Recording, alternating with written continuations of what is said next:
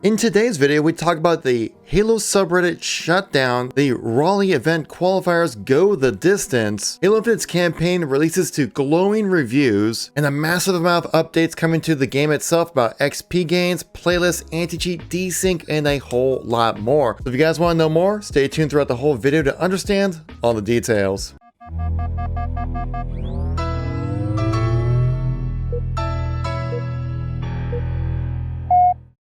How's it going, Halo fans? Kevin here once again, giving our news and informational video of last week in Halo. This is a show that we do once a week where we recap all the things that happened in the previous week of Halo, and there was a lot of stuff that happened. I was even struggling to keep up with everything. So if you guys like these kind of videos, make sure you tap that like button, as it really does help out the video and channel and get a better place within that YouTube algorithm. If you want to catch these videos live when we do premieres every week, make sure to subscribe to the channel. So let's get right into the content here. So let's start with some of the biggest news that has pretty much happened ever in Halo, is that the entire subreddit for Halo was shut down over the weekend due to toxicity and just issues when it comes to insults, criticism, and just general toxicity within the community. This all stemmed from this thread right here, which has 22,000 upvotes and a 74% upvote rating, saying that 343 has officially moved the gaslighting mode, and it somehow seems to be working. Another kind of toxic post on Reddit. The last 2 weeks have been pretty rough on Halo Infinite right now. And community director Sketch replied with a few comments in here talking about some of the decisions that they made within the game, which kind of just started off an entire firestorm online pretty much. All of this stemming from the announcement that we had about the playlist updates that are coming this month, which we'll get into it later in this video in more detail, and essentially just let it just down like this childish rabbit hole of just toxicity and just terrible responses from the community. I've never seen the Halo subreddit shut down. Like, even with all the discussions we had during Halo 5 when it came to like how the gameplay was like not true Halo and stuff like that, the subreddit never actually shut down. But Halo Infinite's microtransactions and playlists was enough to shut down the whole thing for the weekend. And community director Sketch actually posted a long comment detailing some of their thoughts as well, and I wanted to go over that with you guys to kind of provide more feedback and also more context to this entire situation, because it's kind of a mess. In this very long comment here, Sketch goes into details on some of the decision making when it comes to Halo Infinite. I won't bore you with reading the entire thing. If you want to, link in the description down below, but I'll give you some of the highlights here. First off, talking about a feasibility when it comes to a Slayer playlist in Halo, which sounds so odd to hear, but when you actually read more through this, you kind of understand their point of view. But Sketch says, I don't believe anyone at 343 thought not having a Slayer was a good idea. To provide more context of why the playlists the way they are is because they want to do a more measured approach, as they say, when it comes to these playlists. Joseph Staten also echoed this sentiment as well on Twitter, basically saying that the UI does have its limitations. They can only have so many playlists available for people to play, and if every single mode had its own playlist, well, then it would just be kind of a mess. But the reason why we're not gonna get Slayer later on until January is because 343 is working on a more like robust version of what they can do for Slayer, rather than just making Slayer, because it will probably have a negative effect to a lot of the other playlists in the game. And Sketch talks about this specifically, saying historically a Slayer only playlist and an objective only playlist has always resulted in objective playlists quickly becoming unhealthy. I've personally experienced this with every single time there's been an objective playlist, so I'm glad that's actually kind of mixed in with like Slayer, because I like objective modes in Halo. But saying we might just have to go down that route for the meantime because people are just dying for a Slayer only playlist. And me personally, like I said, I love playing these objective modes mixed in with Slayer, but that's kind of like how I like playing. Like I mentioned in my previous video, like, yeah, the way the playlists work out is totally fine with me and totally fits what I would like to do with Halo, but I understand how so many other people would just want to play a specific mode. If they could somehow make it that match composer that we have in MCC, bring that into Halo Infinite, I think that would work out all right. But again, like we probably would see like these objective modes within Halo become like super low populated and just no one ever playing them, because that's literally what's happened every single time. I remember there was like a team objective mode like in Halo Reach and nobody played it. I remember playing team objective in Halo 5 and nobody played it. But ultimately, I think the biggest takeaway from this entire Reddit situation is to just be respectful to people. They don't need to call people shills or, you know, using such like crass, terrible language and stuff like that. Like, we can disagree and be civil about it and carry on without being like insulting to people. And ultimately, guys, it's a video game. Like, if things aren't the way you like them right now, maybe come back in a few months and you might start liking the game. But me personally, I'm loving it and I can't stop playing Halo Infinite right now. In some other Halo news, a hotfix came in for the Master Chief Collection. This November hotfix was really small, you might not even notice it that it got updated, but basically the biggest thing that changed with this was that the conveyor belt items that are in Halo 2, like the maps like Elongation and Colossus, should not be piling up on each other anymore. Because you kind of need those boxes on Elongation, especially for the map to play out as you would expect it. Without those boxes, it kind of ruins the map. In some fun Halo news, the Los Angeles Lakers have like a limited edition Halo setup, which is kind of cool. So if you guys are any LA Laker fans, well, this is your opportunity to get a specific controller, a jersey, and even a Master Chief figure, all honestly for 140 bucks. That's actually kind of a good deal. Honestly, I would love to see this happen for like the Seahawks for me, because I'm up here in Seattle, or if your own personal team out there would do this, that would be pretty sweet as well. But we just kind of have to wait and see if anything else comes around for that. If anything does, I'll let you guys know on the channel here. Last week was a huge week for competitive Halo, guys. We had the Raleigh qualifiers, which went the distance. It was awesome to watch. Big Team Bonanza got announced, and a lot of new rosters announced with some familiar faces looking to come back with maybe some familiar teams. The winners of the Raleigh qualifier event being Sentinels, which is great to see them because I was kind of expecting them to be the favorites for Halo Infinite starting out, at least for the competitive side of things, and they've been kind of struggling a little bit, but the last event here, they actually won. They actually came up from the losers bracket to defeat Optic and winning 6 out of the last 7 games. Sentinels ends up beating Optic, with third place being Inconceivable. Then you have E United, Cloud9, G2 Esports, Xset, which is a brand new team that was announced just like last week, and Pioneers GG. Having these seedings will be crucial for these teams to do well in the Raleigh event coming up just next week. Here's a list of all the pool play qualified teams, guys. So keep an eye out for these teams, check out their rosters, see which ones you think are gonna end up walking away with all the goodies when it comes to the Raleigh event. I know I certainly will be watching. And one of the greatest things about this Raleigh event coming, guys, Big Team Battle Bonanza is returning. If you don't know what that is, back in the South by Southwest event, there was this thing between content creators and pro players that played Big Team Battle. I was there for that event, and trust me guys, it was probably one of the best things to watch. It was so much fun to watch these teams of recognizable names battling against each other for some fun banter and just bragging rights, and it was a really great time to watch. This is one of the most highly requested things to return to a Halo event, so I'm glad to see it's coming back for the first one for Halo Infinite, and with BTB being even bigger, well, you know that we're gonna be in for quite an awesome show. And we had to take off the sweater because the news is so hot right now, because they have a little bit of a discussion when it comes to Behemoth, and the head of HCS, Tashi, talks about Behemoth and its role within the competitive playlist right now in Halo Infinite. Because that's the one map within the competitive playlist that's gotten a lot of discussion about possibly being removed, just because it doesn't really fit the same kind of gameplay and feel that we expect to have from all the other maps that are specifically designed for like these HCS settings. And replying to a question on Twitter saying is there any chance to remove Behemoth from ranked arena or anything like to mimic HCS settings, and Tashi basically explains that they don't really plan to have like the competitive playlist be a one-to-one recreation of the HCS settings. So basically they wanted to leave that map in the playlist just to add more variety and more replayability having it in there. Which I understand that as sentiment right there, but I think the idea of having like the competitive setting playlist is because you want to mimic like what the pros are playing, what the HCS settings actually are, so you can truly test your skill at the most balanced version possible of Halo. Now from my experience, I've only played it like a couple times, so I can't really give you a true experience of like if Behemoth really is that bad to play in competitive. For my like 2 times playing it, it was alright. I mean, with it being CTF, it certainly wasn't that bad to play. If it was Slayer, yeah, that would be kind of rough to play. But we'll definitely have to keep an eye on the story, guys. If anything changes, I'll let you guys know on this channel. We had some new HCS content come into the store as well, guys. Don't forget that these microtransactions actually do support the HCS scene. So when you're buying into this stuff, it actually literally does support these teams that have invested heavily into Halo Infinite. We have all the main regions having their own kind of emblems and things like that with a sniper rifle coating on top of that, so go check it out if you're interested. Next, we're going into a lot of new rosters and speculations when it comes to teams being formulated for Halo Infinite's competitive scene. One being Nadeshot, who a lot of people have asked for like a 100 Thieves team to be put into Halo Infinite. On live stream, the head of 100 Thieves, Nadeshot, goes into that. Damn. I'm fucking salty.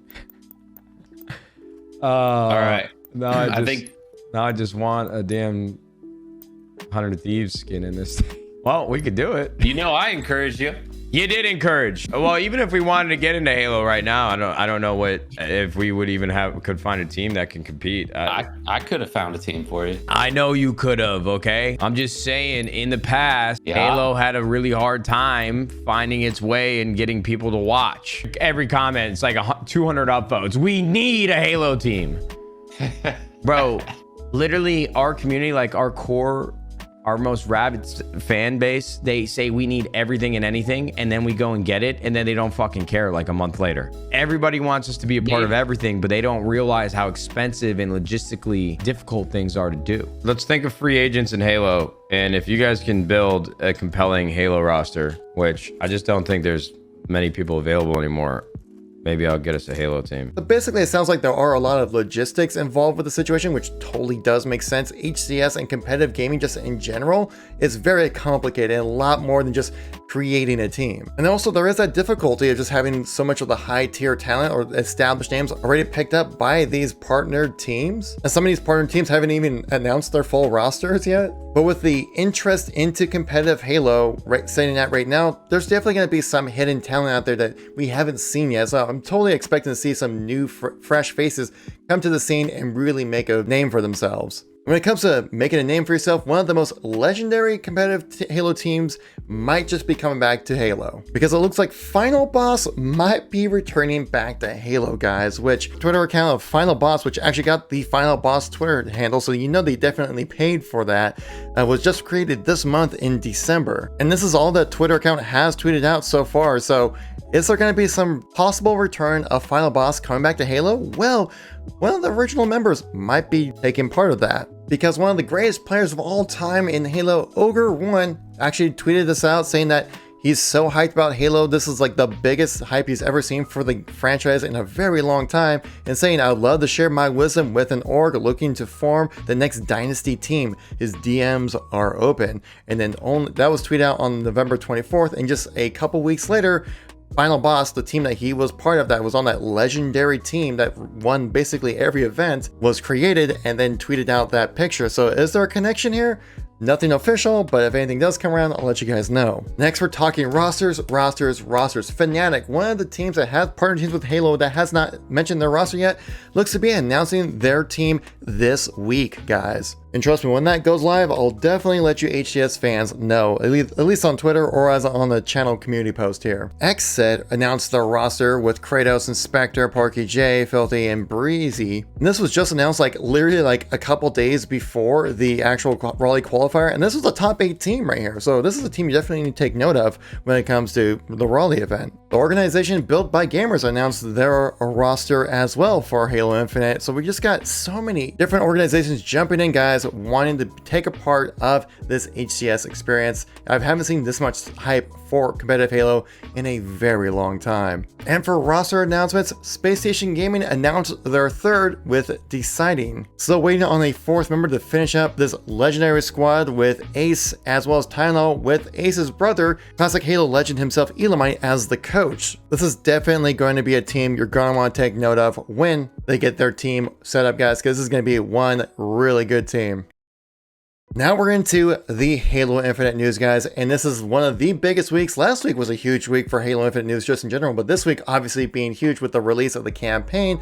I got a chance to play the campaign. I put out a first impressions video. Oh, we're talking about the campaign, we're talking about matchmaking, anti-cheat, we're talking about the XP updates, we're talking about playlist updates, and so much more. So let's just jump right into it. Just in case your Halo Infinite hype meters were not at full charge, well, this campaign trailer was released and definitely provides some interesting little story bits, like with the Uny Infinity being involved in this trailer as well.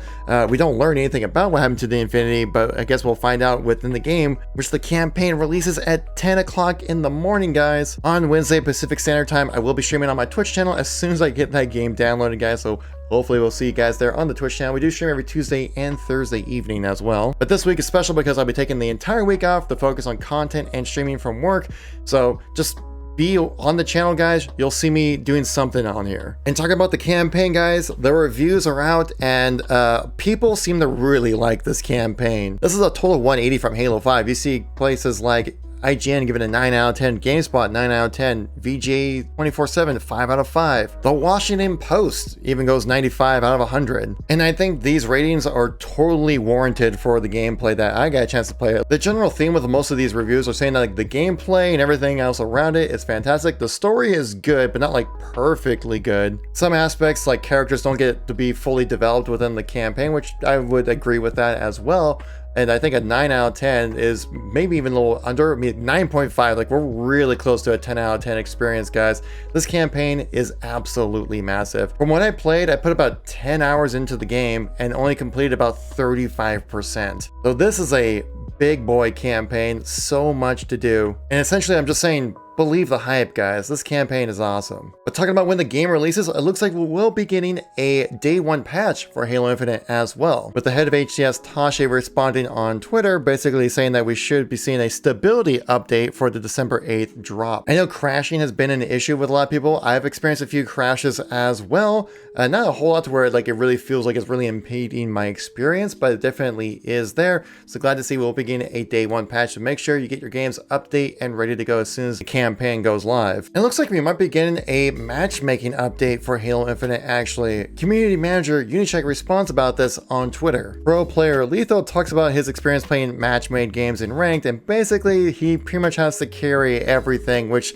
can be a very disheartening experience when it comes to playing ranked. And a lot of people have been experiencing this as well, where most people are actually losing their matches in ranked, and it can be a really frustrating experience. My experience has been 25% win ratio in solo, so it's not just me, guys. It's something about the game here. And Uny Cheating says, we agree, and the team is looking into reports of matchups like this. We'll share more details and updates on this when we have them. So 343 is aware that you're getting some unbalanced matches and some games that are just not going to go in your favor, and they're going to be updating this. Like, this is kind of the experience when it comes to launch of a new game. Not everything's going to be working at 100% optimal experiences, or at least intended experiences, but that's the idea of a live service game. You get updates and things change. Talking about updates and things changing, we got to be talking about cheaters, which 343 also touched upon as well. As 343 recognizes that cheating is happening in their game, which is good to see that they're keeping track of the community here, and also that it was kind of an intended experience that we thought that, yeah, cheaters would find a way, which, I mean, it's a never-ending arm race. Like, that's not anything like they let cheaters in the game. It's just that, like, we don't know exactly what kind of cheats are going to be created until they're created, and we need to make an anti-cheat prepared for that. And he said that they are prepared to and committed to releasing consistent improvements to their game systems to take action against bad actors, saying that if you come across any bad actors, make sure to report players on the Halo website as well, and provide video evidence is the best thing to do for that. Which currently there is no in-game way to report players for cheating in the game, and they said they anticipated this, but they didn't have an in-game report button. So I don't know, like that's me being an armchair developer, but that makes me feel like that would be something you would kind of develop alongside with. Obviously there's some interconnected systems that would be really involved with creating something like that. I mean, it took us a while for that to happen when it came to MCC. I kind of expect to see that maybe within like the first year of Halo Infinite's release, that we would get like an in-game report button.